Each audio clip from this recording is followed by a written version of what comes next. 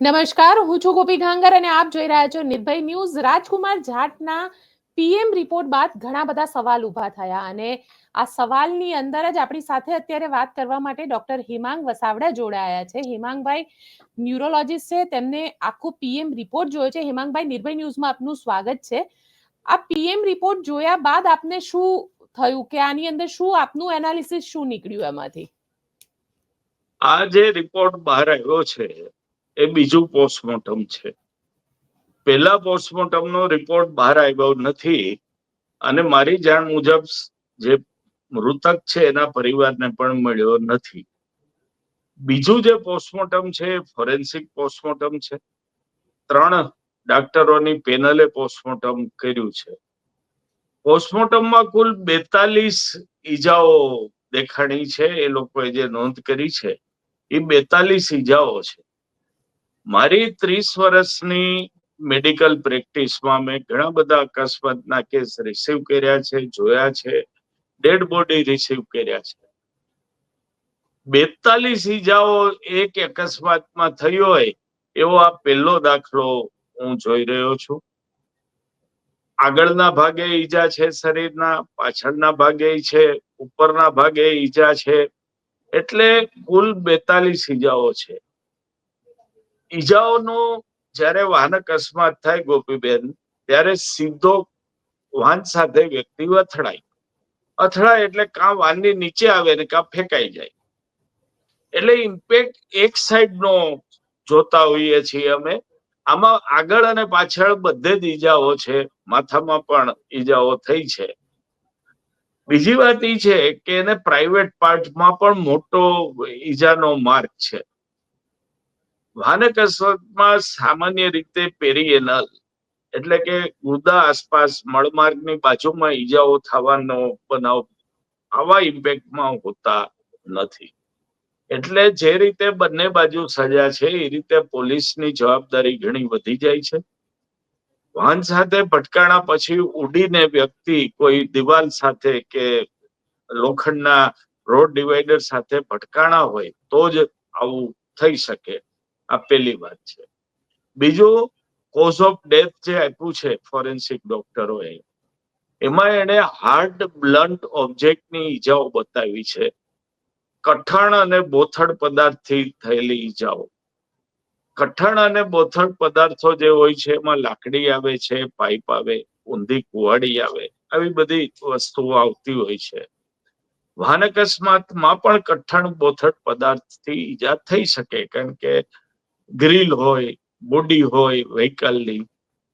પણ આમાં એ લોકોએ એ લખ્યું નથી.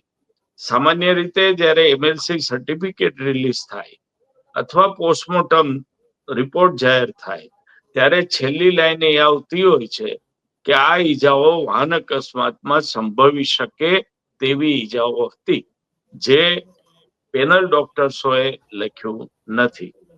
બીજું, જ્યારે બંને પોસ્ટમોર્ટમ થયા છે, આગલું પોસ્ટમોર્ટમ કરનાર ડાક્ટરો પણ ક્વોલિફાઈડ છે. સામાન્ય રીતે સિવિલ હોસ્પિટલમાં જે નિયમિત પોસ્ટમોર્ટમો કરે છે એ ડોક્ટરો છે. એનો રિપોર્ટ અને આ રિપોર્ટ એ મેચ કરવા એકદમ જરૂરી છે. ત્રીજી વાત જે પોલીસે જોવાની હતી, જે મારા ખ્યાલથી નથી જોવાની, જે હું સાંભળું છું એ પ્રમાણે, સીન ઓફ ક્રાઇમ, જે જગ્યાએ એક્સિડન્ટ થયો ત્યાં રોડ ઉપર આનું બ્લડ મળ્યું છે, ટીસ્યુ એટલે માઉસ કે ચરબી મળી છે, વાળ મળ્યા છે, એ થયું નથી.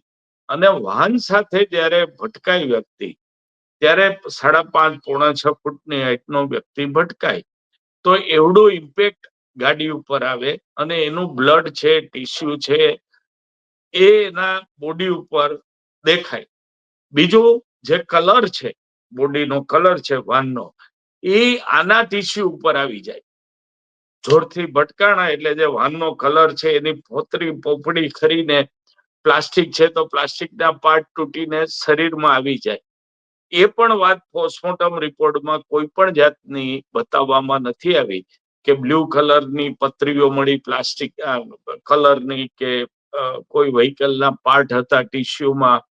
એવી કોઈ વાત આ પોસ્ટમોર્ટમ રિપોર્ટમાં જણાવવામાં આવી નથી.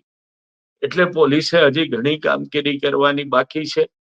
જ્યાં લગી નહીં કરે ત્યાં લગી આ તમામ ત્રુટીઓ છે એ પરિવાર અને પ્રજાના મગજમાં શંકા ઊભી કરશે અને આગળ જતા લીગલ ફાઇટ જ્યારે શરૂ થાય, કોર્ટમાં મેટર જાય, ત્યારે પણ આ બધી મેટરો ચર્ચામાં આવે તો પોલીસે આગળના રિપોર્ટ કઢાવવા જરૂરી છે. પણ પરિવાર જે રીતે સતત આરોપ લગાડી રહ્યો છે કે આ એક્સિડન્ટ નથી, હત્યા છે, એને લઈને આપ શું કહી રહ્યા છો? આપનું ઓવરઓલ ઓબ્ઝર્વેશન શું કહી રહ્યું છે આમાં? પરિવાર જે કે છે એ એમની પાસે એના કારણો હશે. કારણો મને ખબર નથી.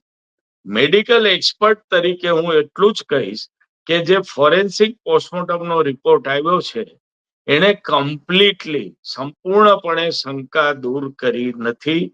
કઠણ બોથડ પદાર્થની ઈજાઓ અને નીચે જે કોઝ ઓફ ડેથમાં આવે કે આ ઈજાઓ વાહન અકસ્માતમાં ઉદ્ભવી શકે છે એવું વિધાન પેનલ ડોક્ટરોએ પણ નથી લીધું.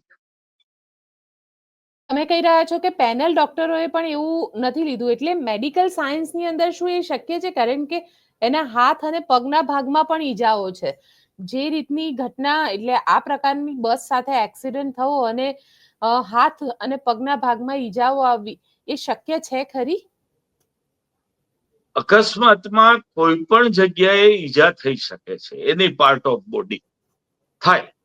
પણ જ્યારે તમે આખો રિપોર્ટ વાંચો, 42 ઈજાઓ વાંચો, શરીરના આગળના ભાગે ઈજા હોય, પાછળ ઈજા હોય, માથામાં ઈજા હોય. મેં જેમ અગાઉ કીધું કે ઇમ્પેક્ટ કહેવાય. માણસ જાય છે, વાન આવી જોરથી ભટકાણું તો ફોર ફ્યુ સેકન્ડ ઈ ભટકાય છે. પછી તો માણસ કાં ફેંકાઈ જાય, દૂર ફેંકાઈ જાય અને કાં નીચે આવી જાય.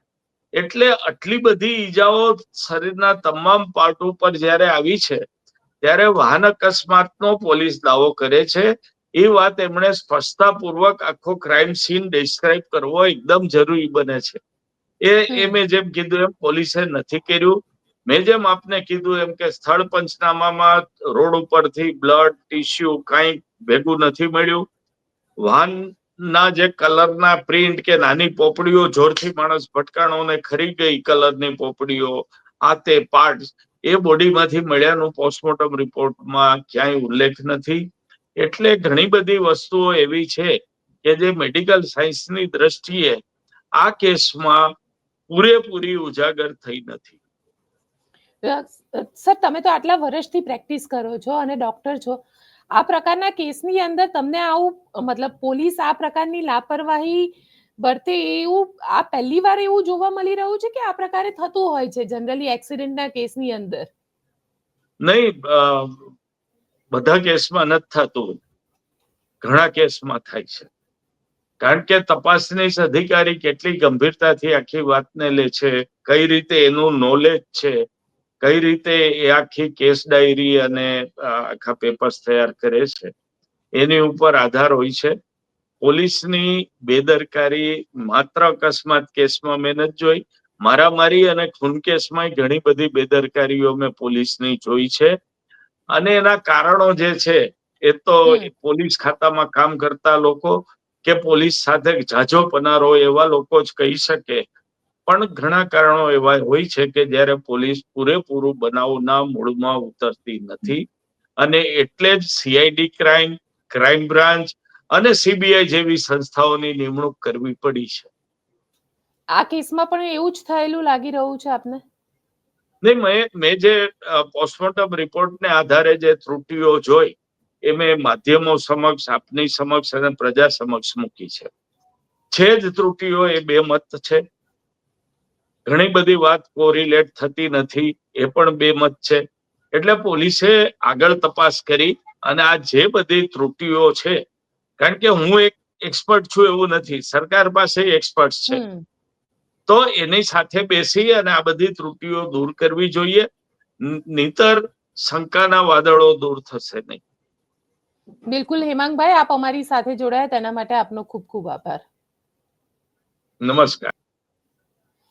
તો આપ શું માનો છો? જે રીતે હેમાંગભાઈએ કીધું કે જે રીતની ત્રુટીઓ જોવા મળી છે અને ખાસ કરીને ફોરેન્સિક પોસ્ટમોર્ટમ જે રિપોર્ટ આવ્યો છે જેની અંદર 42 જેટલી ગંભીર ઈજાઓના નિશાન છે, સાથે સાથે ક્યાંક એવા પણ માર્ક છે કે જે એક્સિડન્ટની અંદર ન હોય.